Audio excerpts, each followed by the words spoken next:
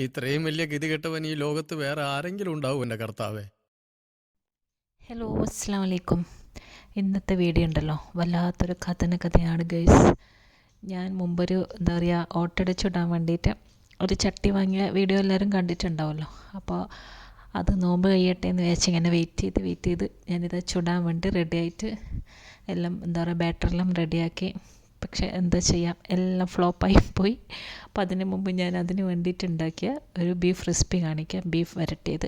അപ്പോൾ ഇതിൻ്റെ ഞാൻ റീലും ഷോർട്ട് വീഡിയോയിൽ ഇട്ടാണ്ട് ഇപ്പം പൊറോട്ടൻ്റെ കൂടെ. അപ്പോൾ 2-3 പേര് വന്നിട്ട് മെസ്സേജ് ചോദിച്ച് ഇത് ബീഫ് റെസിപ്പി ഒന്ന് തരുമോയെന്നല്ലോ. അപ്പോൾ ആദ്യം അത് ഞാൻ കാണിച്ചു തരാം. അപ്പോൾ ഇതാ ഞാൻ കഴുകി വെച്ചിട്ടുള്ള ഒരു 1/2 കിലോ ബീഫ് എടുത്തിട്ടുണ്ട്. അതിലേക്ക് ആവശ്യത്തിനുള്ള ഉപ്പും 1/4 ടീസ്പൂൺ മഞ്ഞൾപ്പൊടി, 2 ടീസ്പൂൺ മുളക് പൊടി, കാശ്മീരി ചില്ലി എടുത്തിട്ടുള്ള, പിന്നെ ഇതിലേക്ക് 1/2 ടീസ്പൂൺ ഉലുവയും, പിന്നെ ഒരു പിടി കറിവേപ്പില, പിന്നെ ഞാനൊരു 5-6 അല്ലി വെളുത്തുള്ളിയും, ഒരു കഷ്ണം ഇഞ്ചിയും, പിന്നെ ഒരു 3-4 പച്ചമുളക്, ഒരു 6-7 ചുവന്നുള്ളി ഉണ്ടല്ലോ, അതെല്ലാം കൂടി ഒരു ഗ്രൈൻഡറിൽ ഇട്ടിട്ടൊന്ന് ക്രഷ് ചെയ്തെടുത്തിട്ടുണ്ട്. അപ്പോൾ ക്രഷ് ചെയ്താൽ മാത്രം മതി, ഒന്ന് ചതച്ചാൽ മതി. എൻ്റെ അടുത്ത് കുറച്ചൊന്ന് അരിഞ്ഞു പോയി. അപ്പോൾ അതും ഒരു ടേബിൾ സ്പൂൺ നിറയെ ഇതിലിട്ടിട്ടുണ്ട്. പിന്നെ കുറച്ച് വെളിച്ചെണ്ണയും കൂടി ഒഴിച്ചിട്ട് ഇതെല്ലാം കൂടി നന്നായിട്ടൊന്ന് മിക്സ് ചെയ്യാം.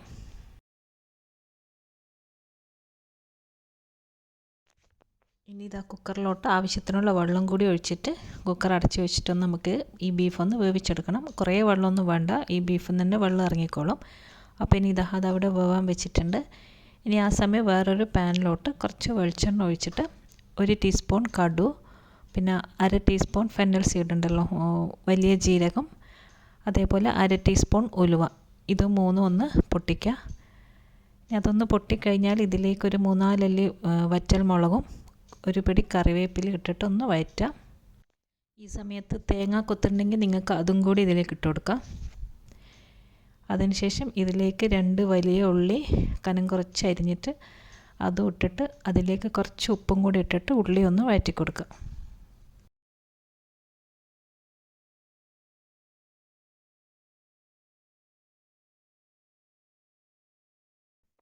ഉള്ളി ഒന്ന് വാടി വരുന്ന സമയത്ത് നമ്മൾ നേരത്തെ ചതച്ച് വെച്ചിട്ടുള്ളതിൻ്റെ ബാക്കിയുണ്ടല്ലോ, ഇഞ്ചി, വെളുത്തുള്ളി, പച്ചമുളക്, ചുവന്നുള്ളി എല്ലാം, അപ്പോൾ അത് കുറച്ച് ബാക്കിയുണ്ടാവും. അതും കൂടി ഇതിലേക്ക് ഇട്ടിട്ട് വീണ്ടും ഒന്ന് വഴറ്റുക. ആ ഒരു വെളുത്തുള്ളിൻ്റെ ഇഞ്ചിൻ്റെ എല്ലാം ഒരു പച്ചമണയിലൊന്ന് മാറുന്ന വരെ. പിന്നെ ഇതിലേക്ക് ഒരു 1/2 ടീസ്പൂൺ മഞ്ഞൾപ്പൊടി, 1 ടീസ്പൂൺ മല്ലിപ്പൊടി, 1 ടീസ്പൂൺ കാശ്മീരി ചില്ലി പൗഡർ, ഇത് ഇട്ടിട്ട് ആ ഒരു പച്ചമണം മാറുന്നവരെ വീണ്ടും വഴറ്റുക.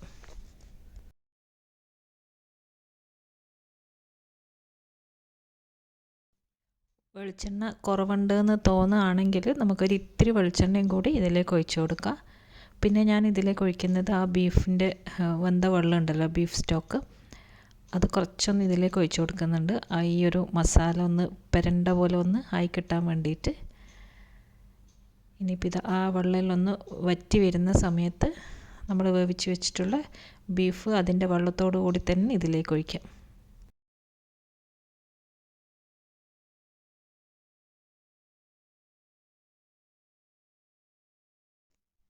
ഇനി ഇതിൽ ഉപ്പുണ്ടോ നോക്കിയിട്ട് ഉപ്പിട്ട് കൊടുക്കാം. കുറച്ച് ഉപ്പ് കുറവുണ്ടായിന്. പിന്നെ ഇതിലേക്കൊരു പകുതി തക്കാളി കട്ട് ചെയ്തത് ഇട്ടിട്ട് ഒന്ന് ഹൈ ഫ്ലെയിമിൽ വെച്ചിട്ട് നല്ലോണം ഒന്ന് ഇളക്കി മിക്സ് ചെയ്യുക. എന്നിട്ട് ഇത് കുറച്ച് നേരം ഒന്ന് അടച്ചു വെക്കാം.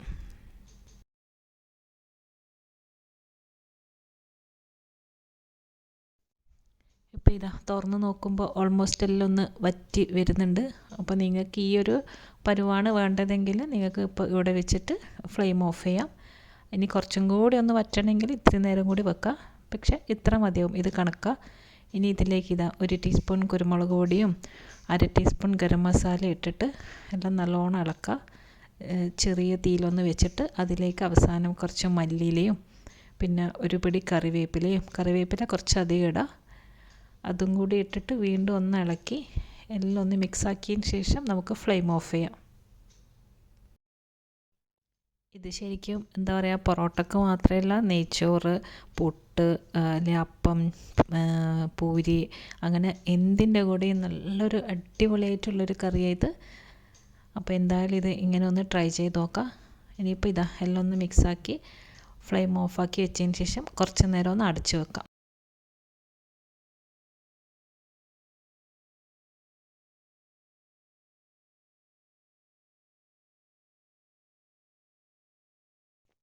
പിന്നെ ഞാനിതിലേക്ക് ഒരു 1/4 ടീസ്പൂൺ പഞ്ചസാര ഇട്ട് കൊടുക്കുന്നുണ്ട്.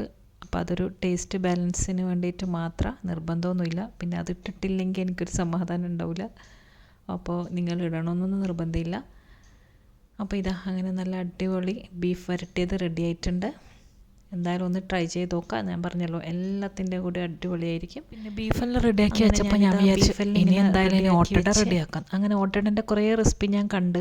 ഈ പച്ചരിയും ചോറും അങ്ങനെ അതെല്ലാം എന്താ പറയുക അരച്ചിട്ട് ഉണ്ടാക്കുന്നവരുണ്ട്. പിന്നെ മൈദയും മുട്ടയും മാത്രം എന്താ പറയുക അങ്ങനെ ഒരു ബാറ്റർ റെഡിയാക്കിയിട്ട് ഉണ്ടാക്കുന്നതും കണ്ട്. അപ്പോൾ ഞാൻ വിചാരിച്ചു ഇതാണല്ലോ ഭയങ്കര ഈസി, അപ്പോൾ ഇങ്ങനെ ഒന്ന് ഉണ്ടാക്കി നോക്കട്ടെ എന്ന് വിചാരിച്ചു. അപ്പോൾ അതിനുള്ള മൈദയെല്ലാം ഞാൻ റെഡിയാക്കുന്നതിനു.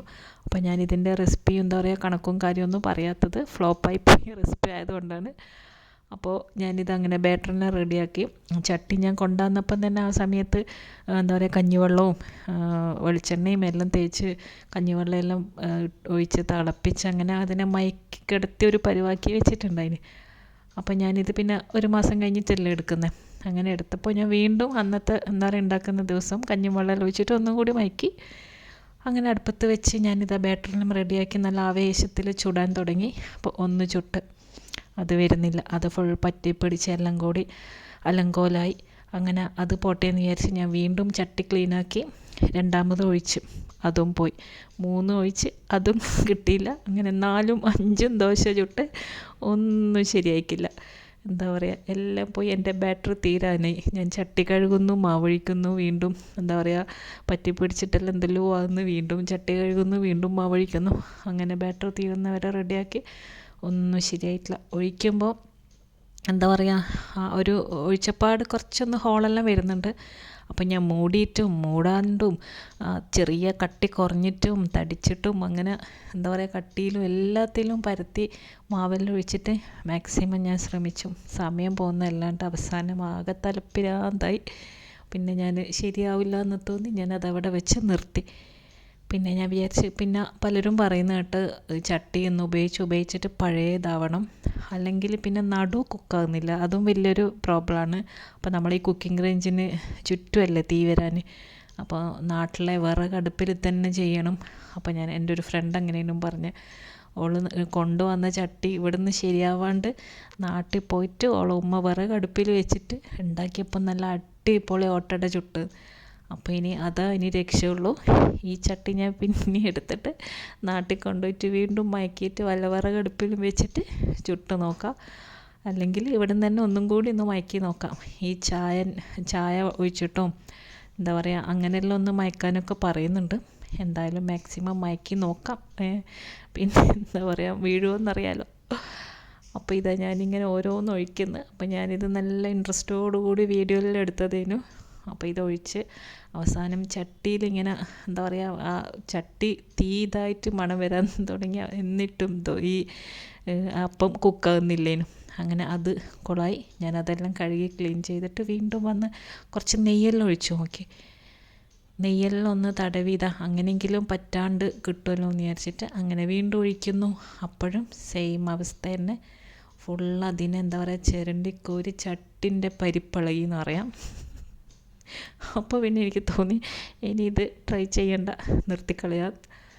ഇത് രണ്ടാമതും മൂന്നാമതും എല്ലാം ഒഴിച്ചിട്ട് ഒന്നും കിട്ടിയില്ല. ഒന്നുപോലും പേരിന് നന്നായില്ല. നടുവും കുക്കാകുന്നില്ല, പറ്റി പിടിച്ചിട്ട് വരുന്നുമില്ല, ഹോളും വരുന്നില്ല. മൊത്തത്തിലൊരു പൊടി ദോശ ചുട്ടൊരു അവസ്ഥയായിരുന്നു. അങ്ങനെ ഞാൻ എല്ലാ മാതിരിയും കുറേ വീഡിയോസ് കണ്ട് കുറേ പേരോട് അതിൻ്റെ കമൻസ് വായിച്ച് കുറേ ആളോട് ചോദിച്ച് എന്നിട്ടൊന്നും രക്ഷയില്ല. അങ്ങനെ ചട്ടി എന്നെ പറ്റിച്ചിരിക്കുകയാണ്. ഇനി ചട്ടിയാണോ എൻ്റെ ബാറ്ററിൻ്റെ കുഴപ്പമാണോ ഗ്യാസിൻ്റെ ഇതാണോ ഒന്നും അറിയില്ല. ഞാനിങ്ങനെ ഓരോന്നുണ്ടാക്കി ഫുള്ളിങ്ങനെ കോരി ചിരണ്ടി എടുത്ത് വീണ്ടും കഴുകുന്നു, മാവൊഴിക്കുന്നു. അവസാനം ഞാനിതിവിടെ വെച്ച് നിർത്തി. അപ്പോൾ പിന്നെ വേറൊരു ഓപ്ഷൻ എന്ന് പറയുന്നത് പച്ചരിയും ചോറും അങ്ങനെ അരച്ചിട്ട് ഉള്ളത് ചുട്ടാലോ എന്ന് വിചാരിച്ചിട്ട് ഞാൻ അതും ട്രൈ ചെയ്ത് എന്നിട്ടും കിട്ടിയില്ല. അതും സെയിം അവസ്ഥ തന്നെയായിരുന്നു.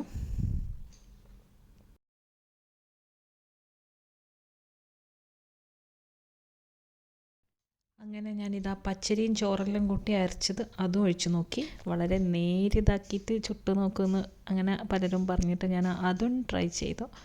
ഒരു രക്ഷയില്ല ഗൈസ്. അപ്പോൾ ഇതും ഫ്ലോപ്പായി പോയി. ഞാൻ മൂടിയിട്ടും മൂടാണ്ടും എല്ലാം നോക്കി. അടുപ്പിൻ്റെ പ്രശ്നമാണോ എന്നറിയാൻ വേണ്ടി ഞാൻ വലിയ അടുപ്പിൽ നിന്ന് ചെറിയ അടുപ്പത്തും മാറ്റി നോക്കി.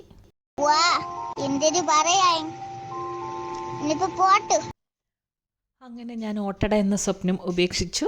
ഞാൻ ആദ്യമായിട്ട് ഉണ്ടാക്കാൻ നോക്കിയതാണോ, അത് പോയി. ഇനി നോക്കാം. എന്തായാലും പിറകോട്ടില്ല, ഒന്നുകൂടി നമുക്ക് ട്രൈ ചെയ്ത് നോക്കാം, ചട്ടിയൊക്കെ മാറ്റിയിട്ട്. അപ്പോൾ ഞാൻ ആ ഉണ്ടാക്കിയ ബീഫ് വരട്ടിയതിന് അടിപൊളി മുട്ടാപ്പം കാണിച്ചുതരാം, നമ്മുടെ കണ്ണൂർ സ്റ്റൈലിൽ. അപ്പോൾ അതിനായിട്ട് ഞാനിത് 1 കപ്പ് പച്ചരി ഉണ്ടല്ലോ, വൈറ്റ് റൈസ്, അതൊന്ന് 4-5 മണിക്കൂർ ഒരു സാധാ പച്ചവെള്ളത്തിലൊന്ന് സോക്ക് ചെയ്യാൻ വേണ്ടി വെച്ചിട്ടുണ്ട്. അപ്പോൾ 5-6 മണിക്കൂർ കഴിഞ്ഞിട്ട് നമുക്കിതൊന്ന് അരച്ചെടുക്കണം. ഇപ്പം ഞാനിത് അരിയെല്ലാം ഒന്ന് കഴുകി വെള്ളമെല്ലാം ഊറ്റിയിട്ട് കൊണ്ടുവന്നിട്ടുണ്ട്. ഇനി ഞാൻ ഇതിലോട്ട് 1/2 കപ്പ് ചോറുണ്ടല്ലോ, അത് ഇട്ട് കൊടുക്കുന്നുണ്ട്. പിന്നെ ഇതിലേക്കൊരു മുട്ടയും കൂടി ചേർക്കുന്നുണ്ട്. ചിലർ മുട്ട ഇടും, ചിലർ മുട്ട ചേർക്കില്ല. നിങ്ങൾക്ക് വേണമെങ്കിൽ ചേർത്താൽ മതി. ഞാനിതിലൊരു മുട്ട ഒഴിച്ചിട്ടുണ്ട്. ഇനി ഇതെല്ലാം ഒരു മിക്സിയിലോട്ട് ഇട്ടിട്ട് നമുക്ക് നല്ലോണം ഒന്ന് അരച്ചെടുക്കാം. അധികം വെള്ളമൊന്നും ചേർക്കേണ്ടില്ല. നമ്മൾ ഈ ദോശയെല്ലാം ഉണ്ടാക്കില്ല, മൂടിപ്പത്തിലെല്ലാം, അപ്പോൾ അത്രയും ലൂസ് വേണ്ട, കുറച്ചും കൂടി കട്ടിയായിട്ടുള്ളൊരു ഇതാണ് വേണ്ടത്. അതിനായിട്ട് ഞാനിപ്പോൾ കുറച്ചൊരു 1/2 കപ്പിൻ്റെ അടുത്ത് വെള്ളം മാത്രമേ ഒഴിച്ചിട്ടുള്ളൂ. വേണമെങ്കിൽ നോക്കിയിട്ട് ഒഴിക്കാമെന്ന് വിചാരിച്ചിട്ട്. ഇനിയിപ്പോൾ ഞാനിതൊന്ന് അരച്ചു കൊണ്ടുവരാം.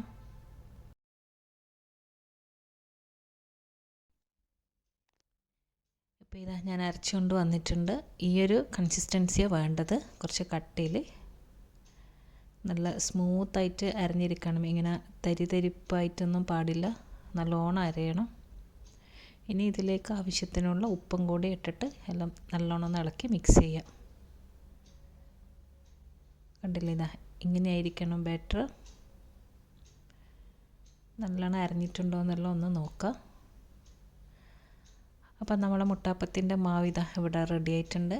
ഇനി നമുക്കിതൊന്ന് ഉണ്ടാക്കിയെടുക്കാം. അതിനായിട്ട് അന്ന് ഞാൻ വീഡിയോയിൽ കാണിച്ചിട്ടില്ലേ, ഉണ്ണിയപ്പ ചട്ടിയെല്ലാം വാങ്ങിയെന്ന്.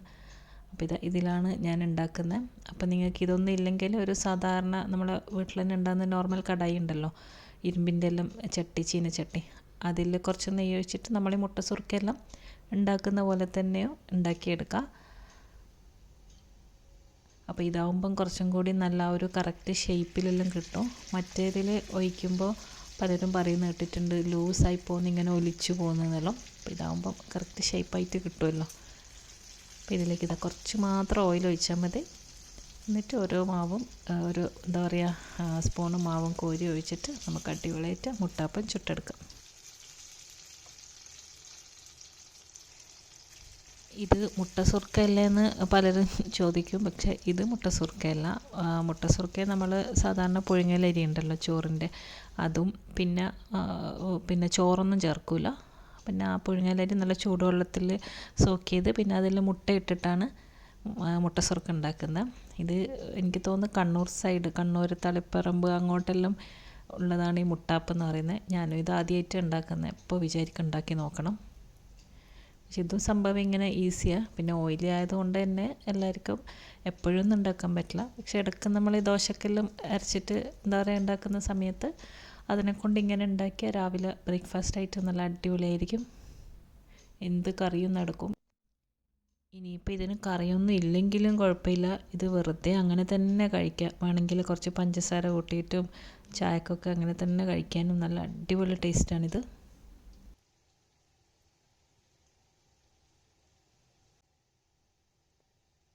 അപ്പോൾ ഇത് മുട്ടാപ്പെല്ലാം റെഡി ആയിട്ടുണ്ട്. 2 സൈഡും എന്താ പറയുക ഒന്ന് തിരിച്ചും മറിച്ചും ഇട്ടിട്ടെല്ലാം ഒന്ന് ഉള്ളെല്ലാം ഒന്ന് കുക്കായി കഴിഞ്ഞാൽ നമുക്കിത് കോരി എടുത്തിട്ട് എന്താ പറയുക സ്ട്രെയിനറിലോ അല്ലെങ്കിൽ ടിഷ്യൂലെല്ലാം ഇട്ടിട്ട് ആ ഓയിലെല്ലാം ഒന്ന് കളയുക.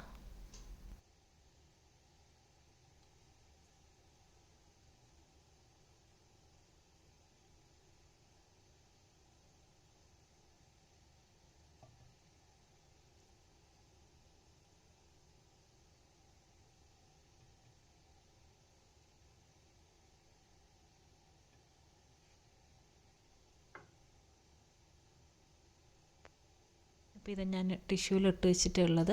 അപ്പോൾ അങ്ങനെ ഓയിലൊന്ന് വലിച്ചെടുത്ത് ഇനി ബാക്കിയുള്ള മാവ് കൊണ്ട് ബാക്കിയുള്ള മുട്ടാപ്പം കൂടി ഞാൻ പൊരിച്ചെടുത്തിട്ടുണ്ട്. അങ്ങനെ മുട്ടാപ്പെല്ലാം ഇവിടെ റെഡി ആയിട്ടുണ്ട്. ഇനി അതൊരു പ്ലേറ്റിലോട്ട് മാറ്റി, ഇപ്പോൾ കണ്ടില്ലേ എന്താ പറയുക, ഒന്ന് തൊട്ട് നോക്കുമ്പോൾ ചൂട് പോയാലും എല്ലാം നല്ല പഞ്ഞി പോലെ നല്ല സോഫ്റ്റായിട്ടുണ്ട്. ഉള്ളെല്ലാം നല്ലോണം കുക്കായിട്ടുണ്ട്. ഇത് ഞാൻ പറഞ്ഞ പോലെ കറിയൊന്നും വേണ്ട, ഒരു വായിക്ക് ഇങ്ങനെ ഇടാനേ ഉള്ളൂ ഓരോന്നും. അപ്പോൾ ചായക്കെല്ലാം വെറുതെ ഇങ്ങനെ ബ്രേക്ക്ഫാസ്റ്റിനോ അല്ലെങ്കിൽ എന്താ പറയുക വൈകിട്ടോ എങ്ങനെ വേണമെങ്കിലും നമുക്ക് ചായൻ്റെ കൂടെ എല്ലാം വെറുതെ കഴിക്കാനും നല്ല രസമാണ്. അപ്പം അത്ര പണിയൊന്നും ഇല്ലല്ലോ. അപ്പോൾ വീഡിയോ എല്ലാവർക്കും ഇഷ്ടപ്പെട്ടു എന്ന് വിശ്വസിക്കുന്നു. എല്ലാവരും ഇതെല്ലാം ഒന്ന് ട്രൈ ചെയ്ത് നോക്കുക. നല്ല ബീഫ് വരട്ടിയതും മുട്ടാപ്പവും. അപ്പോൾ അടുത്ത വീഡിയോ ആയിട്ട് ഇൻഷാ അല്ലാഹ് ഇനിയും കാണാം. അസ്സലാമു അലൈക്കും, ബൈ.